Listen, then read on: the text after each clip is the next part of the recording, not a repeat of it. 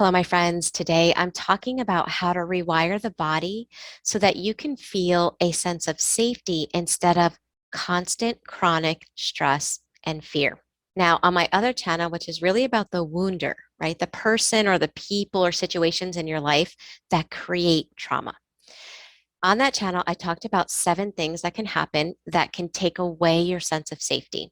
And obviously, it's not an all inclusive list, but that was about what happens outside of you to create that sense of safety. And in this video, I want to talk about what to do about it. And the kind of safety that I'm talking about is the safety that you can feel on the inside, all the way down to a cellular level. And I say that because if you've been through trauma in the past and your sense of safety was completely destroyed, you might be out of that situation. You might not be around those people. That circumstance may be over and it might be way in the past. And cognitively, logically, you know you're safe. But your body, physiologically, you don't feel safe. So there's like this distinction between the mind and its perception and your neuroception, which is your ability of your nervous system, your inner self, to perceive its perception of what is safe and what isn't.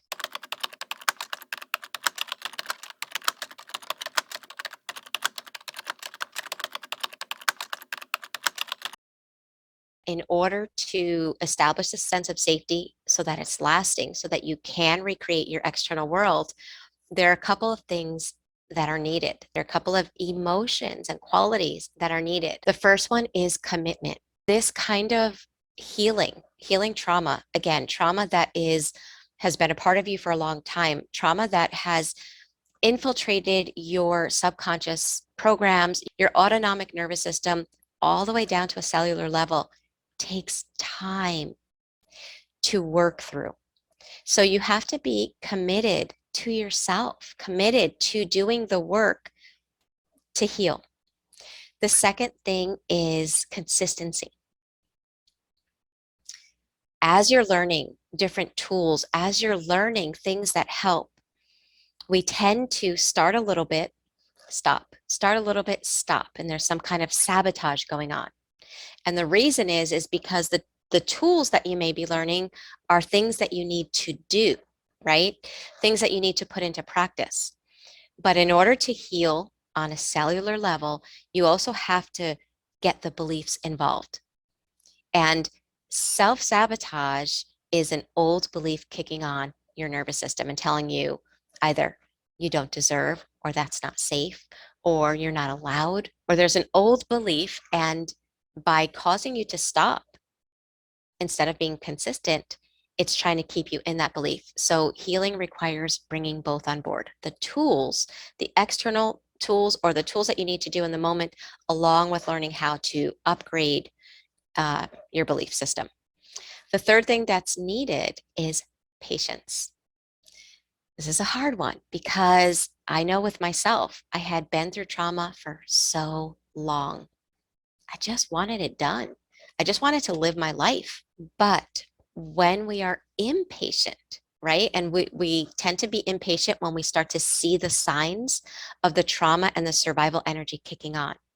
So we see that trauma and we get frustrated, or we see it causes us to act in a certain way when we're with people and we get frustrated. The impatience causes frustration. And when we're frustrated, we are kicking on our nervous system. That will cause us to go into fight, flight, or freeze. Think of a small child. I use this illustration in the Thriver School of Transformation a lot, but think of a small child about 5 years old learning to tie their shoe. And now you're frustrated and you're impatient with that child. Does that child feel safe to continue trying, or do they freeze, or do they get upset? Do they get, do they give up? Something happens due to your frustration, and it's not something that helps them with the learning process. Well, it's the same thing with the healing journey. If you're frustrated and you're impatient, your nervous system, like a child, is going to just shut down or fling you into fight or flight. So patience is huge. It's really important to have that. Throwing time out the window. Instead of worrying about when, learning how to enjoy the journey. And I know that might sound weird and that might sound impossible, but the more you can develop an enjoyment of the journey, the faster you're going to go. I say that from experience. Okay. And then the last quality that you're going to need is compassion. And that might sound easy, but if you've been through trauma and you had somebody that insulted you, put you down, was very harsh with you, then that is an inner dialogue that has been kind of woven into your psyche. And you may not even realize how much you treat you the way that person treated you. And so every time you do that, even in the confinements of your mind, you are accidentally kicking on a lack of safety. Your inner self won't feel safe with you. Your emotions won't feel safe with you. Your memories won't feel safe to come up for processing with you, depending on how you're treating those things when they do come up. So those qualities are important. Now, the last thing that I want to mention that is really vital to establish safety is you have to remember that you have to build it. Okay. It's not something that you learn from a video and you're like, okay, I got this. I'm going to do this. And 1, 2, 3, I have it. Cognitively, you might get it. Logically, it makes total sense. But your autonomic nervous system learns differently. Your subconscious mind learns differently. It learns through habit and it learns through sensations. And so part of building that safety from the ground up in stages, because that's the other thing. The nervous system does not like you to try to revamp it overnight. Think of telling a construction company, I want my house built this week from ground up. My 3-story, 5,000 square foot house built over the weekend. They're going to look at you like, are you insane? That's impossible. Well, our nervous system is kind of like that too. You really want to work through safety to the point that you can feel it all the way down to a cellular level, is constructing a whole new inner self in a way, constructing new beliefs, uprooting old negative limiting beliefs. And it's also about working through the trauma, allowing the trauma to come up and be released so that you can have that inner sense of safety. This is probably the hardest part of everything I've said so far, even though it can all feel challenging, but it's worth it. Okay. I'm just trying to be honest with you guys. So when it comes to working through trauma, there's the saying, you have to feel it to heal it. Now, it's not about wanting to torture yourself. It's not about wanting to punish yourself by feeling it. That is how we're able to discharge the survival energy that's stuck in the body. Emotions are energy in motion. So they come up in the body, we feel them. But when we don't have help and support, we stuff them down. Guess what happens? The survival energy is still there. It's showing up in your life. It's showing up in your relationships. It's showing up in what you're not able to accomplish. So learning how to allow it to come up in stages is what's going to help you to learn how to discharge it, to process and release it. And that's something that takes a little bit of time because that survival energy, I don't know how you would describe yours, but people describe it in different ways. Some people describe it as a tightness in their chest. Some people describe it as a hole in their chest, a tightness in their gut, a pain in their back. It's described in so many different ways, but when it comes up, what do we tend to do? I don't know about you, but I know very few people that are like, yes, here's my survival energy. I'm going to be able to discharge.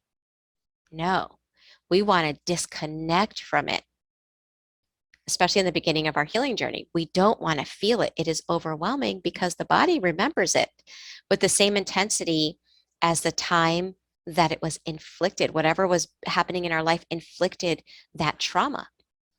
So learning how to feel comfortable with what comes up in our body is a process. It's learning how to do it in manageable stages. It's learning how to teach your nervous system how to see what's going on in that area of your body and to pendulate and notice another area of your body that is safe. Or sometimes people can't even find safety in their body when they're beginning this inner work. And so in that case, they would learn how to orient outside of themselves. So for example, if I were to orient in my room, I look over to my right and I see my bird's cage. My bird lives downstairs. She has a cage down there, but I made her a room up here. Super cute. I love how it looks. I love when she's there. She's not there now because she'd be making too much noise, but it's just when I look at that, I think of her and I love my bird. So I orient like that. I can orient looking out my window as well and noticing. What am I noticing? It's gray skies now, but I see the trees. I see the beautiful grass. I see my tomato plants. And allowing my nervous system to see things that are relaxing. So pendulation is about looking at and kind of dipping your toe. You don't want to jump into the hole in your chest. You just want to notice it for a second and pendulate by noticing another area in your body or something outside of self.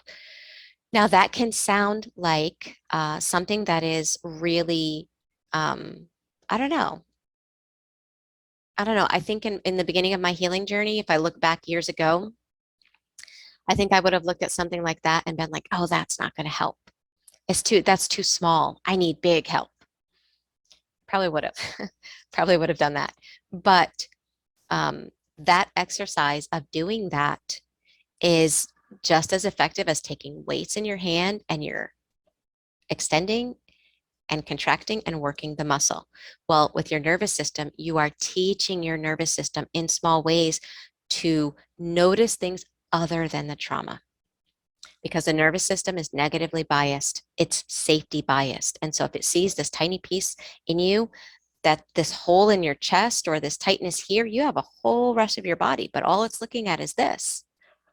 It's really hard to feel safety when your nervous system is doing that. So you want to teach it. It's a very powerful exercise. It's something that we do in the Thrivers School of Transformation that I'm incorporating when we do our EFT, which is emotional freedom technique. And I'm trying to do it before our live meetings, even just taking 5 minutes of doing pendulation exercises. You really start working your nervous system, teaching your nervous system to not be so focused on the trauma and to start giving it some space. In the Thriver School of Transformation, the beginning of every month, which is right around the corner, I give one free biofeedback scan, which is a scan that takes a picture of your energetic body. And it can even help you to see where traumas are stored in your body. It's absolutely fascinating. If you're interested, make sure to check out the Thriver School of Transformation from the beginning of the month so that you can get that free biofeedback scan. And if you're ready to do the inner work consistently and to really be dedicated to your healing, you can join us. Your first week is free so that you can test out the school and see if it's something that's a good fit for you. And then it's $79.99 for the month. And there are 9 to 12 live meetings that combine mind and body. So make sure you check out the links in the description box below.